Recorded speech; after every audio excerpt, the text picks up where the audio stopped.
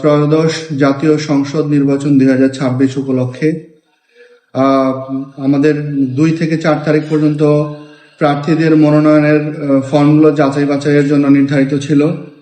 আমরা মোট 79টি মনোনয়ন ফর্ম আমাদের কাছে এবং জেলা রিটার্নিং কর্মকর্তা এবং সহকারী রিটার্নিং কর্মকর্তার কাছে দাখিল করা হয়েছিল। সেগুলো আমরা 2 থেকে 4 তারিখ পর্যন্ত 3 দিন বিভিন্ন স্লট অনুযায়ী সেগুলোকে আমরা যাচাই বাছাই করেছি। যাচাই বাছাই করে আমরা দেখেছি যে মোট 79টি মনোনয়ন ফর্মের মধ্যে 22টি মনোনয়ন ফর্ম বাতিল হয়েছে, অবৈধ হয়েছে।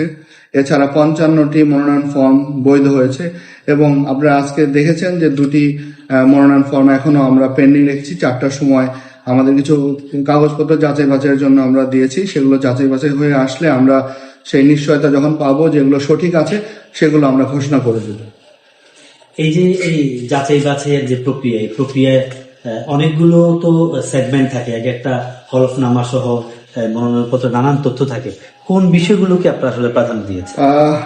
মূলত আমাদেরকে নির্বাচন কমিশন বলেই দিয়েছে যে জেলা রিটার্নিং কর্মকর্তা হিসাবে মনোনয়ন ফর্ম বাছাইয়ের ক্ষেত্রে আমরা কোনগুলোকে একসেপ্ট করতে পারবো, কোন ভুলগুলোকে একসেপ্ট করতে পারবো, কোনগুলোকে আমরা করতে পারবো না, এগুলো পরিষ্কার বলে দিয়েছে। আমরা যদি পরিপত্র 2টা দেখি সেখানে দেখবেন যে এগুলো অনেক ক্ষেত্রেই ক্লিয়ার করে দিয়েছে। এছাড়াও আমরা অনেকবার মিটিং করেছি, সে বিষয়ে আমাদের সিদ্ধান্ত জানিয়েছে। এছাড়া আমরা যখন তাদের মনোনয়ন ফর্মগুলো দেখেছি সেক্ষেত্রে যদি সে দলীয় প্রার্থী হয়ে থাকে সেক্ষেত্রে তার দলীয় মনোনয়নটি সঠিক আছে কিনা সেটি আমরা দেখেছি।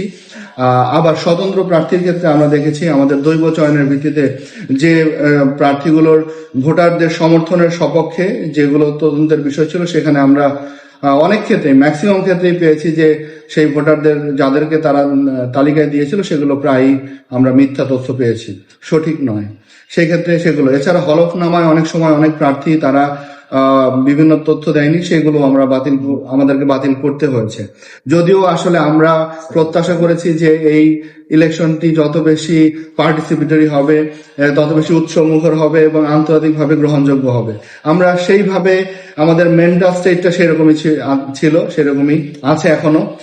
আমরা চেষ্টা করেছি আমাদের আইনের মধ্য থেকে যত প্রার্থী যারা এসেছে তাদের সবাইকে যাতে নির্বাচনী মাঠে নিয়ে একটা উৎসবমুখর পরিবেশে একটা ইলেকশন আমরা জাতিকে উপহার দিতে পারি।